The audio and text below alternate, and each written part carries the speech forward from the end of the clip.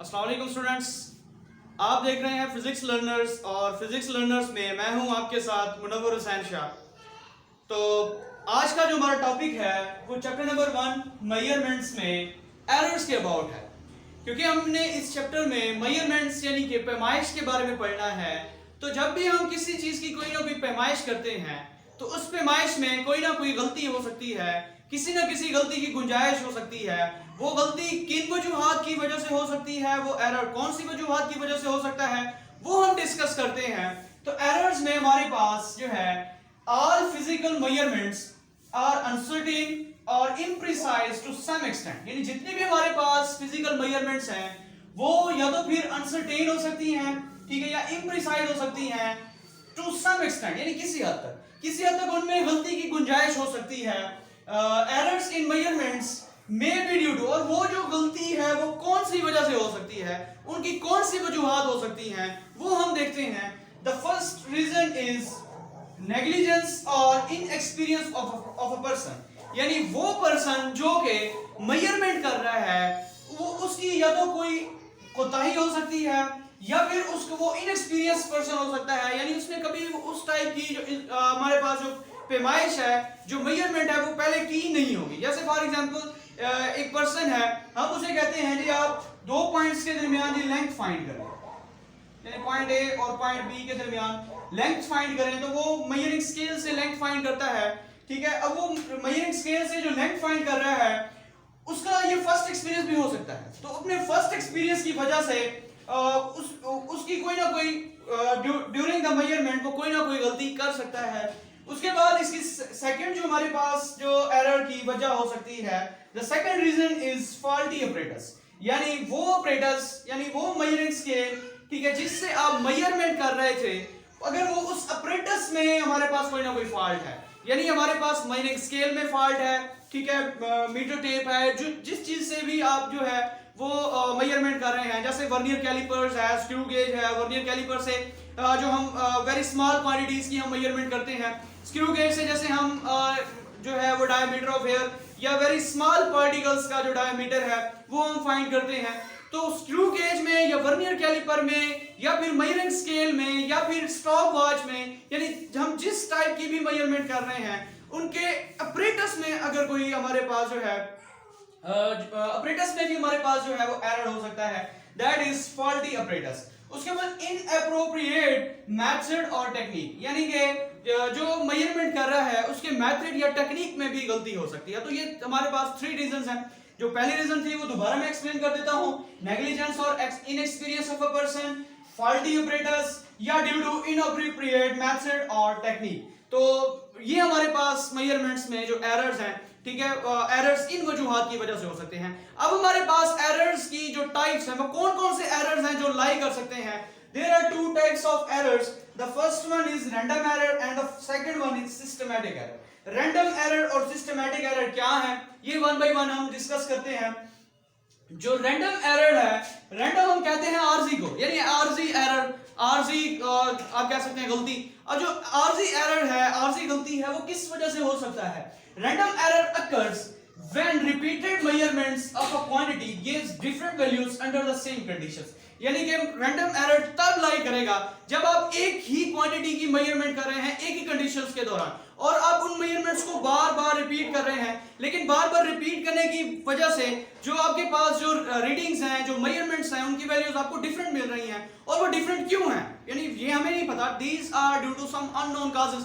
तो जैसे हमारे पास कुछ, मैं एक टास्क देता हूं अपने कुछ स्टूडेंट्स को कि हमारे पास जो है वो दो पॉइंट्स के दरमियान जो आप क्या करें, लेंथ मेजर करें, ठीक है, पॉइंट ए पॉइंट बी।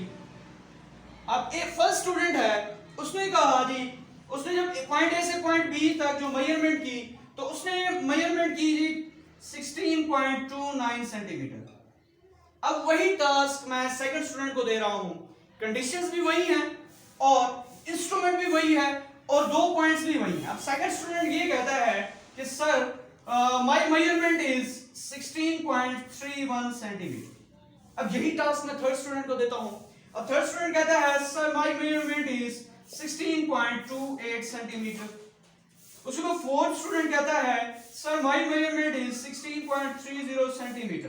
तो अब आप देख सकते हैं कि हमारे पास एक ही जो है कंडीशन सेम है, यानी 2 पॉइंट सेम है, और जिस आप इंस्ट्रूमेंट से आप मेजरमेंट कर रहे हैं वो इंस्ट्रूमेंट भी सेम है, कंडीशन भी सेम, इंस्ट्रूमेंट भी सेम।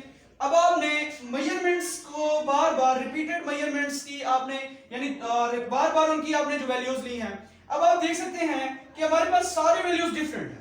तो सारी वैल्यूज डिफरेंट हैं, यानी इस टाइप का एरर जो अकर हो रहा होता है सिस्टम में, उस एरर को हम नाम देते हैं रैंडम एरर। और ये रैंडम एरर जो ये अकर होता है, it occurs due to some unknown causes. ठीक है, ये गैर जानी जाने वाली वजूहात की वजह से, ठीक है, ये वकूअ पजीर होता है, यानी it occurs due to unknown causes. अब हमने इस एरर को रिमूव करना है। अब रिमूव कैसे करना है?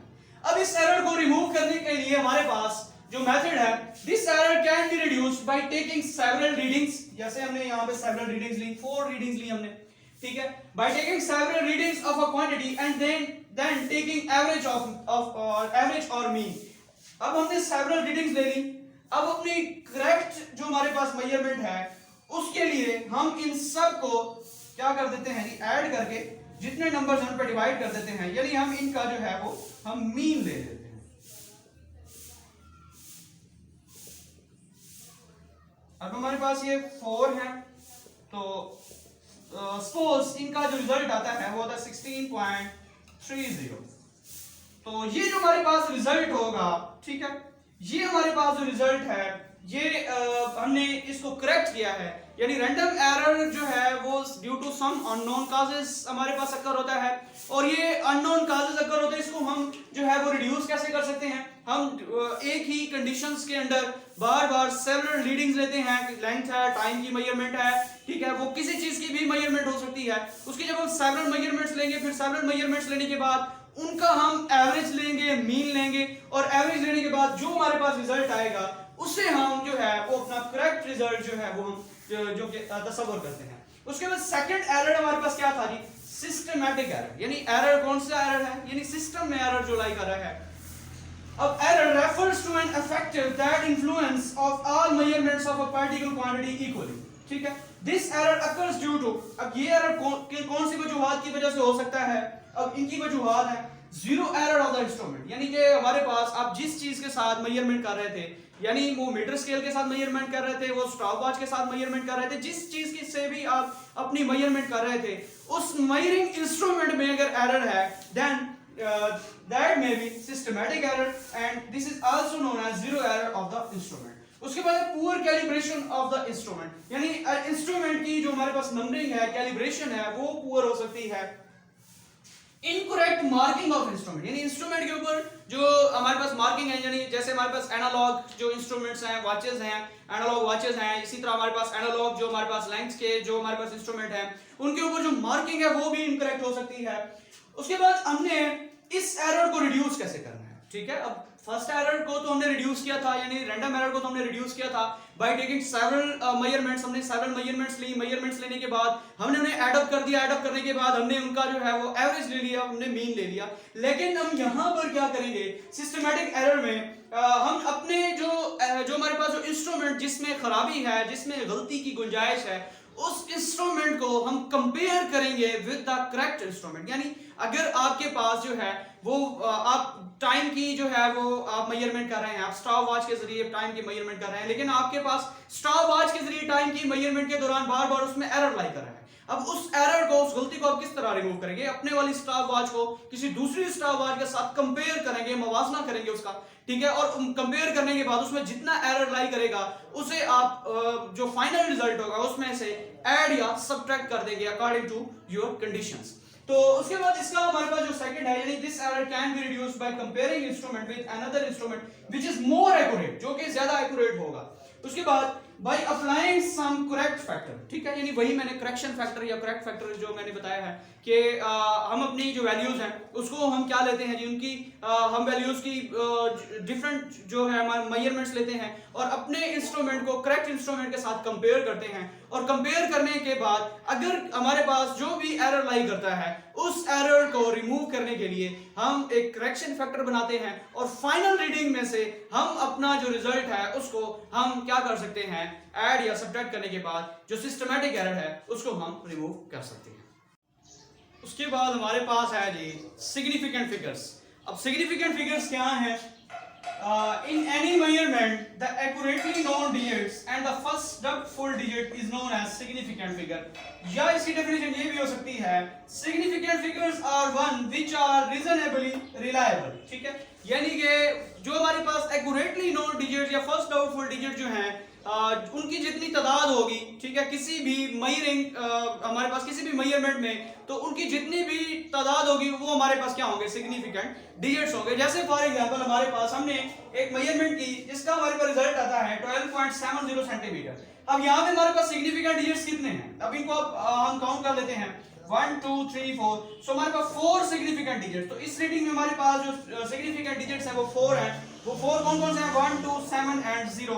तो इनको हम काउंट कर लेंगे तो किसी भी हमारे पास जो मेजरमेंट है उसमें जो एक्यूरेटली नोन डिजिट्स जो हैं या मोस्ट ऑलमोस्ट रिलायबल जो हमारे पास क्वांटिटी है या रिलायबल जो हमारे पास डिजिट्स हैं उन्हें हम सिग्निफिकेंट डिजिट्स का जो है वो हम नाम देते हैं। उसके बाद हमारे पास सिग्निफिकेंट डिजिट्स के जनरल रूल्स हैं। इसका फर्स्ट जो रूल है, all non zero digits are significant. जितने भी हमारे पास नॉन जीरो डिजिट्स हैं, नॉन जीरो डिजिट्स कौन कौन से हो सकते हैं, 1 2 9 यानी 1 2 3 4 5 6 7 8 9, ये सारे डिजिट्स जब भी किसी रीडिंग में आ जाएंगे, मेजरमेंट में आ जाएंगे, तो वो हमारे पास क्या होंगे, सिग्निफिकेंट होंगे। उसके बाद इसका सेकंड जो है, यानी फर्स्ट जो रूल था वो क्या था, all non zero digits are significant. Second है, जीरो में और मे नॉट बी सिग्निफिकेंट। अब जीरो जो है वो किसी भी रीडिंग में वो सिग्निफिकेंट हो सकता है और नहीं भी हो सकता। जीरो कब सिग्निफिकेंट नहीं होगा और कब सिग्निफिकेंट होगा, उसके जो केसेस हैं वो हम 1 बाय 1 देखते हैं। The first one is when zero is non-significant। वो कब होगा, zero to the left side of significant figure is not significant। अब significant figure कौन से थे, वो हमारे पास non zero digit significant figure थे।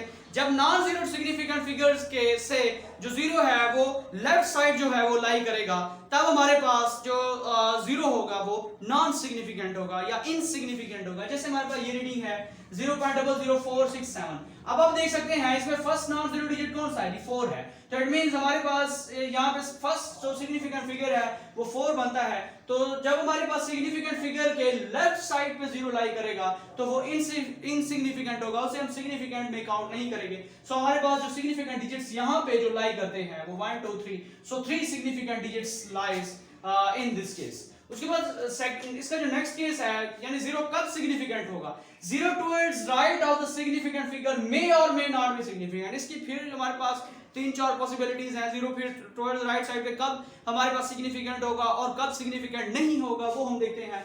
अब जिसका फर्स्ट जो केस है, in decimal fraction zero towards right side is significant. यानी किसी भी डेसिमल फ्रैक्शन में, जैसे हमारे पास 7.4 1 2 3 यानी 3 टाइम्स जीरो है, तब उस केस में आप देख सकते हैं कि हमारे पास जो जीरो है वो towards the right side of the significant digit lie कर रहा है। सो ये जो जीरो होगा, ये जीरो क्या होगा जी, ये सिग्निफिकेंट होगा। या जीरो अगर मिडल में आ रहा है, कुछ डिजिट्स के मिडल में आ रहा है, जैसे हमारे पास जो है ये रीडिंग है 2002403। तो अब आप देख सकते हैं इसमें जो जीरो है वो मिडल ऑफ द जो हमारे पास जो नंबर्स है वो लाई कर रहा है, सिग्निफिकेंट डिजिट्स के मिडल में लाई कर रहा है। यानी ये दोनों जीरो और ये जीरो जो है वो सिग्निफिकेंट डिजिट्स के मिडल में लाई कर रहे हैं। सो ये जो जीरोस होंगे, ये क्या सारे जीरोस क्या होंगे, सिग्निफिकेंट होंगे। सो टोटल इस रीडिंग में हमारे पास जो डिजिट्स बन रहे हैं वो कितने हैं, 1 2 3 4 5 6 7। सो 7 हमारे पास क्या है जी, सिग्निफिकेंट डिजिट्स हैं। लेकिन इस केस में हमारे पास यानी 7.40005 हमारे पास जो है वो सिग्निफिकेंट डिजिट्स हैं, यानी 1 2 3 4 5।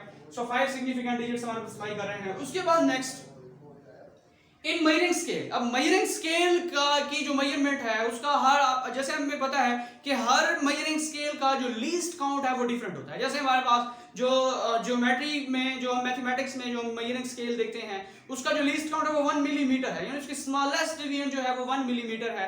तो लीस्ट काउंट ऑफ इंस्ट्रूमेंट भी जीरोस का सिग्निफिकेंट होने या ना होने पे बहुत ज्यादा इफेक्ट करता है। जैसे हमने कुछ एग्जांपल्स यहाँ पे लिखी हुई हैं। यानी हमारे पास in measuring scale, if the measuring scale has least count 1 KG. अब हमने एक जो है मैस, हमने जो है किसी चीज का मैस फाइंड किया है, वो मैस है 8000 केजी, 8000 किलोग्राम। अब जिस इंस्ट्रूमेंट से हमने जो 8000 किलोग्राम मेजर किया है उसका लीस्ट काउंट 1 केजी है, देन हम इस 8000 केजी को साइंटिफिक नोटेशन में, हमने पिछले प्रीवियस जो लेक्चर देखा था वो साइंटिफिक नोटेशन, साइंसी तरकीब वाला देखा था, तो जब हम इसे साइंटिफिक नोटेशन में कन्वर्ट करेंगे तो हमारे पास रिजल्ट आएगा 8.00010 kg। अब लीस्ट काउंट 1 kg है। आप इस वैल्यू को जो है 1 पे जब हम डिवाइड करेंगे तो हमारे पास रिजल्ट 8000 ही रहेगा। सो हमारे पास यहाँ पे जो ये तीनों जीरोस हैं ये क्या होंगे, सिग्निफिकेंट होंगे, यानी हमारे पास जो रिजल्ट आएगा वो क्या आएगा 1 2 3 4, सो 4 सिग्निफिकेंट डिजिट्स। यानी हमारे पास जो 10 की जो जितनी भी पावर्स होती हैं वो हमारे पास सिग्निफिकेंट पे काउंट नहीं होती।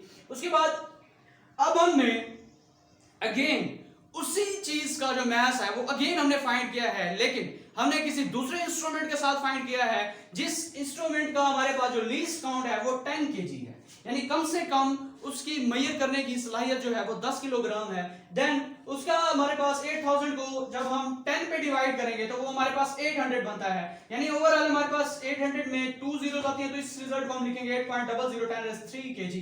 तो यहाँ पे हमारे पास जो सिग्निफिकेंट डिजिट्स होंगे वो 3 होंगे।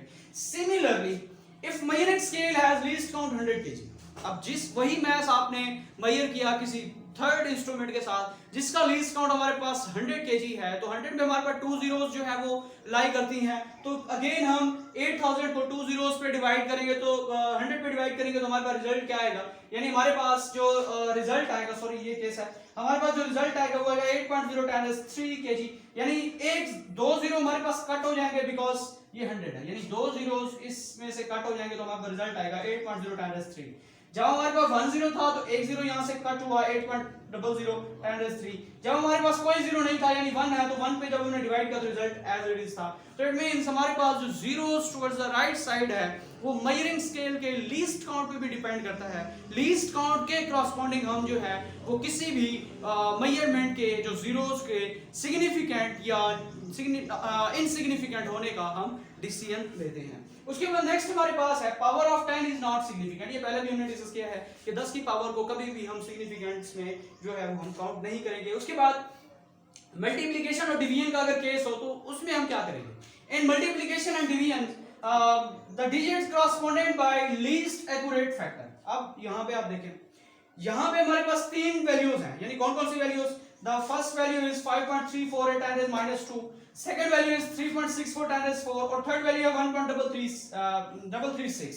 तो इनको जब हमने मल्टीप्लाई और डिवाइड किया तो हमारे पास ये रिजल्ट मिल रहा है। कैलकुलेटर पे जब हम ये मल्टीप्लाई डिवाइड करते हैं तब हमारे पास जो रिजल्ट मिलता है वो ये मिलता है 1.4576898 मल्टीप्लाई बाय 10 3।